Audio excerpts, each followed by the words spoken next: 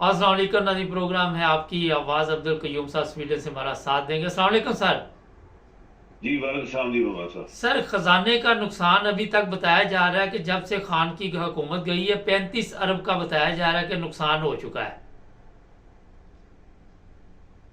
हाँ जी, ये तो फिर मुबारक साहब आपको पता होना चाहिए कि ये जब से ये हुकूमत ये एक टोला था, एक गैंग ऑफ थीव्स इकट्ठा हुआ था और उनका एक मकसद था। और मकसद उनके नंबर वन था कि इमरान को हटा दिया जाए किसी तरीके से भी।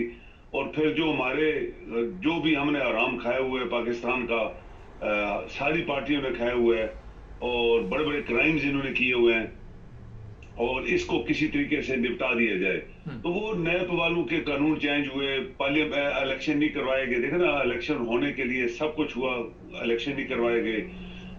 कमिश्नर, इलेक्शन कमिश्नर को अपने साथ उन्होंने मराया और चीफ जस्टिस की बेइज्जती कराई गई। और आज 2 साल से ज्यादा अरसा हो गया है। जो इलेक्शन 2 साल पहले होने चाहिए थे वो आज भी फरवरी में वो कह रहे हैं, हमें क्या पता कल को करवाता है, 3 महीने अभी भी रहते हैं। तो ये तो सारे लुटेरे थे मुबारक साहब। ये पाकिस्तान की हिस्ट्री में इतने इतने बड़े क्रिमिनल्स लोगों को चांस दिया गया मुल्क को लूटने के लिए। आप देखें पीआईए, अभी पीआईए वो एयरलाइन थी जो किसी जमाने में पाकिस्तान की बेस्ट एयरलाइन होती थी। ये अरबों के पास जहाज भी नहीं होते थे तो पाकिस्तान वहां जाता था उनको ट्रेनिंग देने के लिए। आपका वापडा तबाह किया गया, आपका स्टील मिल खाई गई, आपकी रेलवे को तबाह कर दिया गया। तो ये वैसे तो तबाह नहीं हुआ ना मुबारक साहब। ये वो कहते हैं दरख्त जो होता है उसकी जड़ें जब नीचे लगे होते हैं, कीड़े उसको खा रहे होते हैं, तो वो एक दिन में तो वो गिरता नहीं है। कई सालों से, ये 40-50 साल से यही जो क्रिमिनल हैं अभी, जो 16 पार्टियों के थे, ये गैंग ऑफ क्रिमिनल्स थी। इन्होंने पाकिस्तान को खत्म करने के कुछ नहीं छोड़ा इसका। और फिर उसका रिजल्ट देखें, हमारे पास पैसे नहीं है, हम कंगाल हो गए हैं, दुनिया में बुरी नजरों से देखती है। आपके जो अदारे हैं वो सारे बेबस हैं। इवन चीफ जस्टिस, इवन आपका जस्टिस सिस्टम फेल हुआ है। तो ये सब चीजें हुई हैं। ये इससे भी ज्यादा नुकसान है जो छुपा हुआ है, ये बता नहीं रहे सारी बातें। और इनकी देखने प्रॉपर्टीज दुनिया के हर मुल्क में ये लोग बैठे हुए हैं खरबों पे। आप देखें कल अखबार में था कि दुबई सिर्फ पाकिस्तानियों ने खड़ा किया है, ये बिल्कुल दिवालिया हो गया था। तो पाकिस्तान का सारा पैसा वहां ट्रांसफर हुआ और यूएई जो है वो खड़ा हो गया और पाकिस्तान बैठ गया। यूएई में कौन लोग हैं, किस किस ने घर बनाए हैं, किस किस के बिजनेस हैं, ये आपको पता है। जरदारी से लेके ये लोरियों तक और बाकी जो लोग वहां बैठे हुए हैं। तो ये पाकिस्तान की बदबख्ती है, बहुत बड़ी बदबख्ती है। 75 साल हो गए हम लोग इस चीज को कंट्रोल नहीं कर पाए। और अभी जो हालात हैं वो देखें। अभी आर्म फोर्सेस का मैं जिक्र करने वाला हूं अभी, चूंकि रोज हमारे बंदे, मुबारक साहब आपको पता होना, रोज 15-20 बड़े बड़े अफसर जवान सब मरते जा रहे हैं।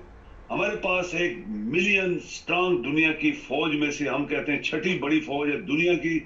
और इंटरनल सिक्योरिटी हमारी जो है वो उसको ऊपर हम काबू नहीं कर पाए। और रोज हमारे कल एक लेफ्टिनेंट कर्नल भी शहीद हुआ है। तो ये सब चीजें क्यों हुई है? इसीलिए कि पाकिस्तान को दयानतदार, वफादार, काबल क्यादत नहीं मिल सकी आज तक 75 साल में। सर, ये बताइए कि एक रात से, सुबह से कह सकते हैं, अफवाह चल रही है कि डियाला जेल के बाहर बम का कोई ऐसा मसला बन गया है और वहाँ पे टीमें पहुँच चुकी। ये तो कहते हैं हमारी सिक्योरिटी बड़ी अच्छी है। तो आप समझते हैं कि ड्रामा चलाया जा रहा है फिलहाल, या क्या इसके मतलब आप कहेंगे? देखिए ये ड्रामे तो बहुत चले हैं ना। ये जो उतर गए और उन्होंने अपनी सजाएं माफ कराई। और बहुत बड़ा करप्ट आदमी लंदन से, जिसका मुंह इतना काला था कि शायद वो क़यामत तक धो ना सकता, वो धो धा के आ गया और बैठ गया। मैं चौथी दफा वजीर आजम, और कोई ख्वाब नहीं है, वजीर आजम बनना है, किसी तरीके से भी बनना है। तो ये जो इतनी बड़ी सिक्योरिटी, वही तो हम बात कर रहे हैं कि जिस मुल्क की 1 मिलियन आर्म फोर्सेस हों, दुनिया का उनके पास असला हो, दुनिया के अदारे हों, पुलिस हो, रेंजर्स हों, पता नहीं क्या क्या है हमारे पास। तो वो एक जेल के बाहर इस तरह का हादसा होना या इस तरह का ड्रामा खेलना मेरे ख्याल में अफसोसनाक है, शर्मनाक भी है। سر ایک بڑا اہم سوال ہے، کل مجھے اطلاع ملی ہے کہ یو اے ای نے پابندی لگائی ہے افریقہ کے ممالک پہ، اس میں نائجیریا پہ نہیں ہے، ان کو ویزا بند کر دیا ہے کیونکہ وہ کہتے ہیں یہ بڑے کرائم کرتے ہیں۔ پاکستان کے کئی شہر بھی انہوں نے بند کر دیے، ان لوگوں کو ویزا نہیں دیتے۔ جب ان کو پتہ ہے عربیوں کو کہ یہ پیسے حرام کے لے کے آتے تو وہ کیوں نہیں ان سے حساب لیتے کہ جناب یہ پیسے کدھر سے آ رہے؟ دیکھیں مبارک صاحب وہ کہتے ہیں نا مفت کا مال آ رہا ہے نا آپ کے ملک میں، یہ عربیوں کے پاس کیا تھا؟ یہ کوئی امیر لوگ نہیں تھے، آج سے 50 سال ان کی پرانی ہسٹری دیکھ لیں، یہ بھوکے ننگے لوگ تھے۔ تو یہ پاکستان چونکہ بڑا ملک ہے، اس کی اکانومی بھی بڑی تھی، اس کے اندر ریسورسز بڑے تھے، بڑا پیسہ پاکستان نے پیدا کیا، سارا پیسہ یہ کرپٹ مافیا جو ہے جو پاکستان کو ملا، زرداری کی شکل میں ملا، اس کی پوری پارٹی، اور یہ دو لاہوریے جو دنیا کے بڑے ڈاکوز تھے، چھپے ہوئے ڈاکو تھے، ان کی پوری فیملی اور ان کے سارے کارندے جو منسٹر انہوں نے یا ایم این اے رکھے ہوئے ہیں، سب کرپٹ لوگ ہیں۔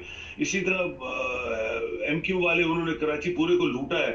اور اب میں افسوس سے ایک بات کرنے والا ہوں، کراچی والے کہتے ہیں جی یہ کراچی جو ہے یہ پاکستان کو چلا رہے ہیں اور ہم اس کے یعنی ہم پاکستان کو چلا رہے ہیں۔ کون؟ ایم کیو والے۔ ابھی اندازہ لگائیں ذرا، یہ وہ لوگ ہیں جنہوں نے 30-40 ہزار بندہ قتل کیا، ہر بندے کو اغوا کیا، لوگوں کے پیسے لوٹے، لوگوں کو گن پوائنٹ پہ ان سے بینکوں سے پیسے لیتے تھے، اور وہ پاکستان چلانے کی بات کر رہے ہیں۔ حیرانگی کی بات ہے، چونکہ مبارک صاحب آپ کے ادارے جو تھے وہ کہتے ہیں وہ زندہ اور پائندہ جو ہم نعرہ مارتے ہیں جھوٹا، اگر زندہ پائندہ ہوتے تو یہ سب لوگ ختم کر دیے جاتے پاکستان سے۔ یہ کرپٹ مافیا، یہ بے ایمان لوگ، لانتی لوگ جنہوں نے لوٹا وہ ملک کو، آج وہ نعرے پھر الیکشن میں آ رہے ہیں، یہ پھر پیسے دے کے لوگوں کو جیتیں گے، تو پھر پاکستان کی کیا فیس ہوگا دنیا کو دکھانے کے لیے؟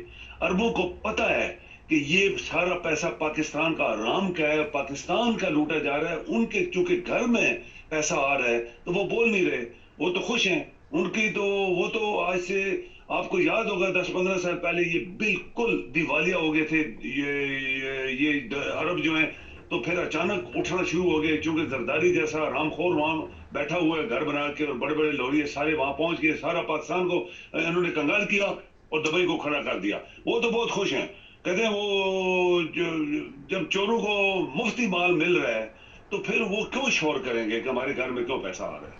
سر ایک بہت بڑا آج کل ایشو بنا ہوا ہے کہ سعودی عرب کے ویزے لگوا کے وہاں پہ لوگ مانگنے کے لیے جاتے ہیں، خواتین بڑے قافلے وہاں نظر آ رہے ہیں، ہر طرف خواتین پاکستانی، مرد ٹانگیں باندھی ہوئی، بازو باندھا ہوا، لڑکا پتہ نہیں کیسے کیسے چل، یہ قوم کس طرف چلے گی؟ ہم ہر چیز تو حکمرانوں پر ڈال دیتے ہیں، مگر قوم بھی تو بددیانت ہے کہ نہیں ہے؟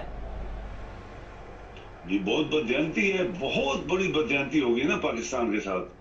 ہم لوگ باہر جو بیٹھے ہیں تو ہم لوگ جو باتیں کرتے ہیں، یہ ہمارا ملک ہے، ہمیں صرف افسوس یہ ہے کہ دنیا ترقی کر گئی ہے اور پاکستان ادھر وہ پیچھے چلا گیا، 75 سال چلا نہیں، پھر 75 سال اور پیچھے چلا گیا۔ کیوں گیا ہے؟ کس نے یہ کیا ہے؟ تو اسی کے اوپر تو ساری باتیں ہو رہی ہیں۔ ابھی دیکھیں مبارک صاحب، سعودی عرب ہم اس کی عزت دو چیزوں سے کرتے ہیں، ایک تو اللہ تعالیٰ کا گھر ہے، دوسرا ہمارے نبی کا وہاں پہ مزار ہے۔ اور آپ یہ دیکھیں کہ ہفتہ پہلے 2-4 دن پہلے اور اس سے پہلے کوئی 2-4 ہفتے پہلے جو مکہ شریف میں تباہی آئی تھی، بجلی کا وہاں پہ اسپیشلی مکہ شریف کے اوپر گرنا، اور اتنی خطرناک قسم کی وہ بجلی تھی کہ میرے خیال میں دیکھ کے ہی آدمی بے ہوش ہو جائے۔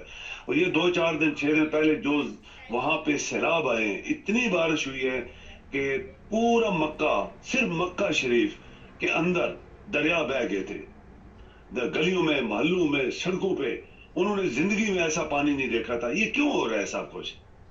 اللہ تعالیٰ ایک وارننگ دے رہا ہے۔ یہ سوچنے کی بات ہے کہ جو لوگ آرام کی کمائی سے یا شوشہ مارنے کے لیے وہاں جاتے ہیں، ہم بس 10واں حج اور 15 عمرے اور 20-40 یہ سب ان کے لیے ایک وارننگ ہے کہ تم آرام کا پیسہ لگا کے ادھر میرے گھر میں آتے ہو اور میرے گھر کو، پاکیزہ گھر کو تم گندا کر رہے ہو۔ اور یہ سعودی عرب کے لیے بھی وارننگ ہے کہ جو ان کا مقصد تھا اس سے ہٹ کے وہ سارے کام کروا رہے ہیں اور کر رہے ہیں۔ تو پھر یہ آپ کو پتہ ہے کہ ہم مسلمان ہیں، ہمارا ایمان ہے کہ اللہ تعالیٰ بڑی طاقت والا ہے، وہ کچھ بھی کر سکتا ہے۔ یہ اگر دروازے خانہ کعبہ کے بند نہ کرتے چاروں طرف تو یہ پانی اگر اندر چلا جاتا تو کچھ بچتا نہ وہاں پہ. ان کی گاڑیاں سڑکوں پہ ڈوبی میں نے دیکھی ہے, بڑے بڑے ٹرک ڈوبے ہوئے, اور اتنے بڑے اولے پڑے ہیں مبارک صاحب کہ جو ایک آپ بولے کہ جیسے آدھے کلو کا وہ اتنے موٹے گولے آسمان سے گرے جو جہاں 50 ٹیمپریچر پلس ہوتا ہے. یہ کدھر سے ہوا ہے سب کچھ, کیوں ہوا ہے, اس کے بارے میں کون سوچے گا. تو یہ جو کچھ بھی ہو رہا ہے یہ میرے خیال میں ایک مسلمان جو ہم لوگ کہلاتے تھے, ہم لوگ جہاں آپ دیکھیں دنیا میں مسلمانوں کے بچے عورتیں مرد مر رہے ہیں, وہاں پاکستان کے ٹیلی ویژن کے اوپر ڈسکو ڈانس گانے آپ بجا رہے ہیں, آپ گانے بجا رہے ہیں, گوا رہے ہیں, اور جہاں وہی اسی کے مقابلے میں لوگ جو ہیں وہ ان کا خون ہو رہا ہے. تو یہ مسلمانوں کی سب کی حالت ہے. سعودیہ بھی ایسے ہی ہے. سعودیہ نے آپ کو دیکھیں کہ حیران ہوں گے آپ, یہ جو ورلڈ ریسلنگ انٹرٹینمنٹ ہوتی ہے یہ سعودیہ میں جدہ میں کوئی 2-4 دن پہلے ہوئی ہے, جبکہ وہاں دیکھیں فلسطین میں کیا ہو رہا ہے یا کشمیر میں کیا ہو رہا ہے یا جہاں جہیں مسلمانوں کے ساتھ کچھ ہو رہا ہے. تو یہاں سے آپ اندازہ لگا سکتے ہیں کہ ہم مسلمان کدھر جا رہے ہیں, ہم کتنے بددیانت ہو گئے, ہم کتنے اللہ تعالیٰ سے نہ ڈرنے والے, جو ہم لوگ پہلے کہتے تھے کافر نہیں ڈرتے تھے, آج مسلمان ہو گئے. بہت شکریہ سر. Thank you G.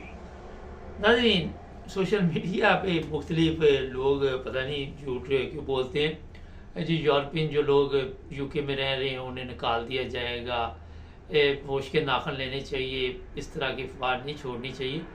یورپین لوگ جو یہاں پہ رہ رہے ہیں ان کو فکر کی ضرورت نہیں ہے. ہمارے چینل کو سبسکرائب کریں, جڑے رہیں ہمارے ساتھ.